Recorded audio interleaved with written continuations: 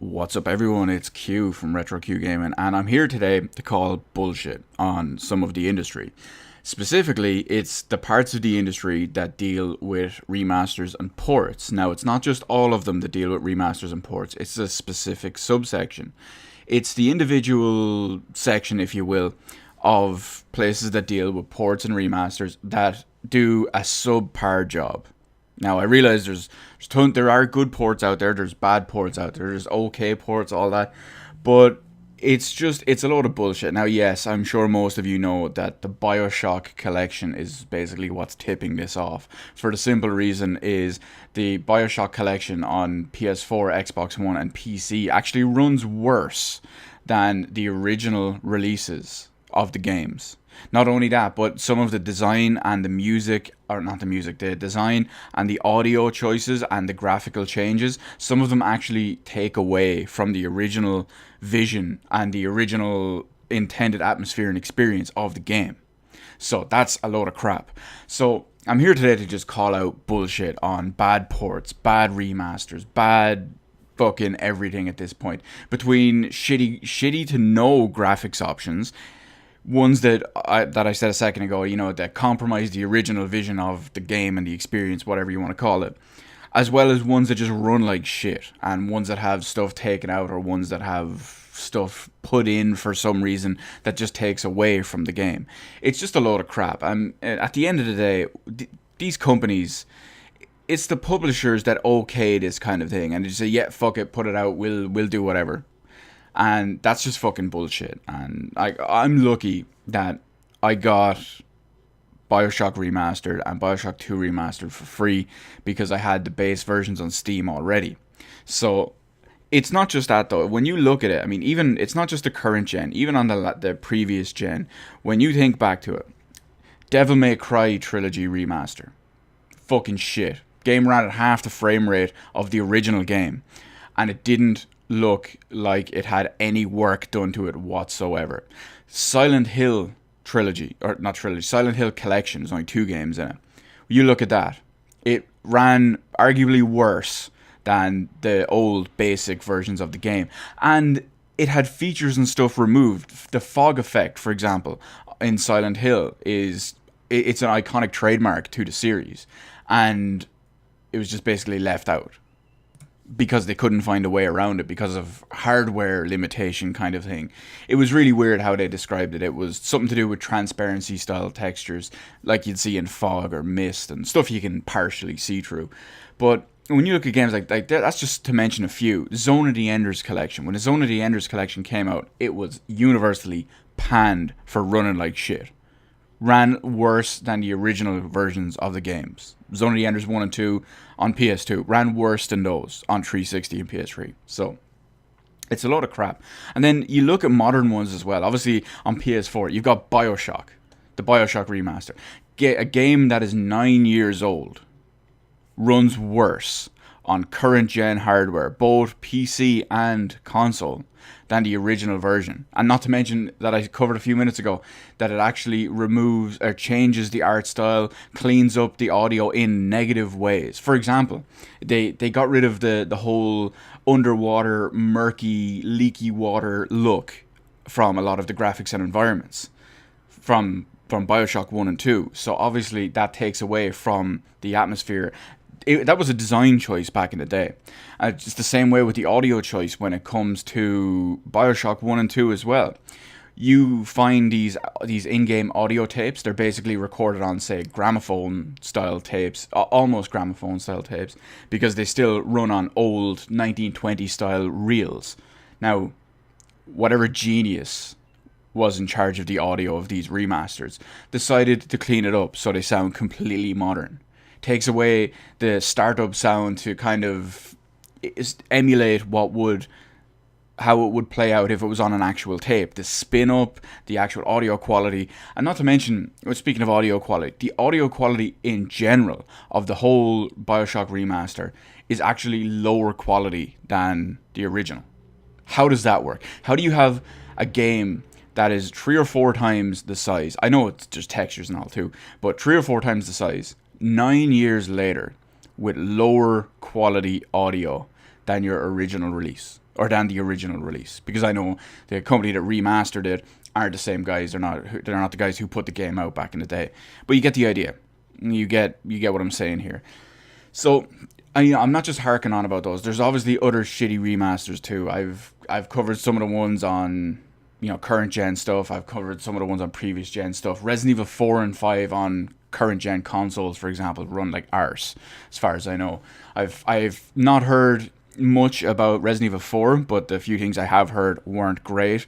And Resident Evil 5 is just appalling that it runs the way it does. It's ridiculous. Now, having said all that, so that's me calling out all the shitty publishers, all the shitty developers, all the lazy ass motherfuckers in suits that just want your minimum effort, money hungry grab, right? I'm calling bullshit on all of those. So that's where I want to move on to something that's way, way, way more important that I feel has to be mentioned here, is companies that do great ports. Companies that put the time, the effort, the love into these games, that take what they're given in the sense of the experience, the atmosphere, the art, the audio, the look, the feel, the sound, all of that, and they improve on it. They improve on what is given to them, and they keep it the same but make it better, if that makes sense. There's two specific examples I'm going to use here. One is anything brought to you by Bluepoint Games. Any game, I should say, that is remastered or ported or whatever by Bluepoint Games is fantastic, and is a fantastic port.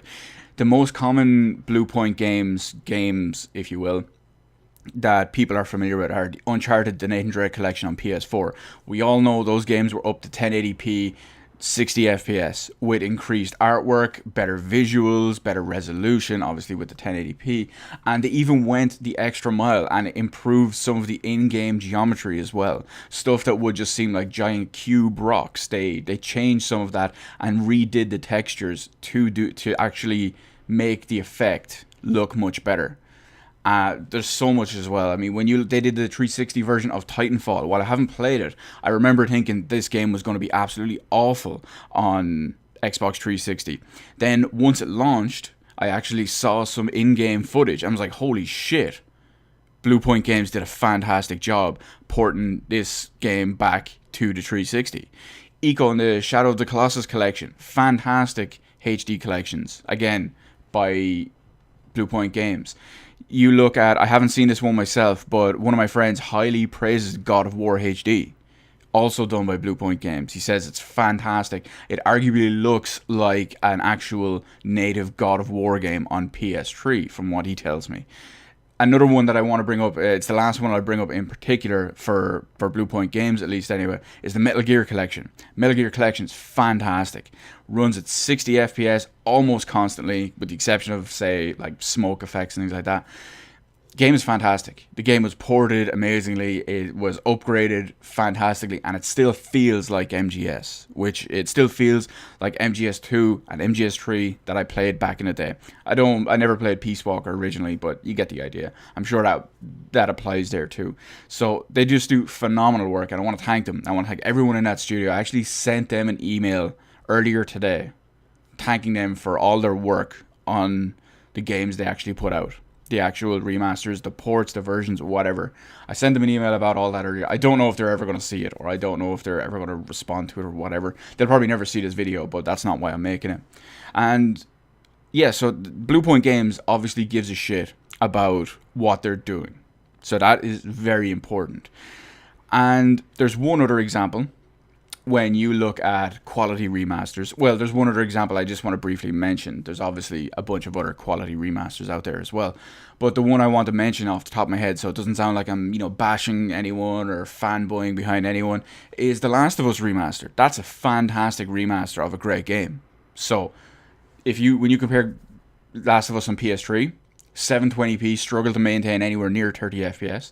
And then you look at it on the PS4, it's got improved quality in every single aspect, noticeably improved, not just by resolution and frame rate over doubles to 60 FPS, and I think every time I play through The Last of Us Remastered, I'd say it drops under 60 FPS maybe twice in an entire playthrough, and it's very, very briefly, so you get the idea.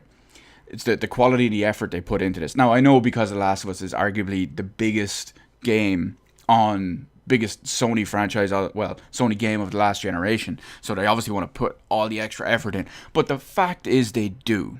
They do put all that effort in. And some of the actual graphics and visual effects for a remaster in The Last of Us Remastered are on par with many other normal games on current gen stuff. Now, I know that can be attributed both ways, lazy devs from other games or not pushing the envelope or whatever. But the fact is, they put all that time and effort into remastering that game. And it really shows. Personally, whenever I do get a 4K TV, probably early next year, and if I ever bother getting around to a PS4 Pro, I'm looking forward to trying out the 4K version of it. I know it'll be like 30 FPS 4K, but we'll see how it goes. As far as I know, it'll be native. But you get the idea. So it's not just, I'm calling out everyone who do these shitty ports and who give these. Here's another one for you. The PS Vita version of Borderlands 2. I don't know why that popped into my head. The console remasters were generally fine. Some minor frame rate issues, but generally fine. So you get the idea that I'm just of what I'm saying anyway. It's a disheartening point we're in, but personally, I really, really appreciate when companies take the time and give us a proper quality remaster, both in performance, audio, visual upgrades, graphic upgrades. Obviously, I said performance, and as long as the feel remains the same, that is a key important thing. There's a series out there which will remain nameless for the moment, but I've been completely invested in this series since the first game. There's many games in the series of the series in question now. They recently remade one of the games in the series, and it does not feel like the same game. So one of the old versions is still the definitive version of that said game to me. I won't call any studio or any series. I won't call that out anyway. But you get the idea. It just they can change it for the worst while improving graphics and things like that as well. So anyway, if you've had good or bad experience with ports or Bluepoint Games or whoever, you let me know all that in the comment section below. You can hit the like button, you can hit the subscribe button, you can follow me on Twitter, details in the description below. Thank you for watching, and I will see you in the rest of the videos in my channel.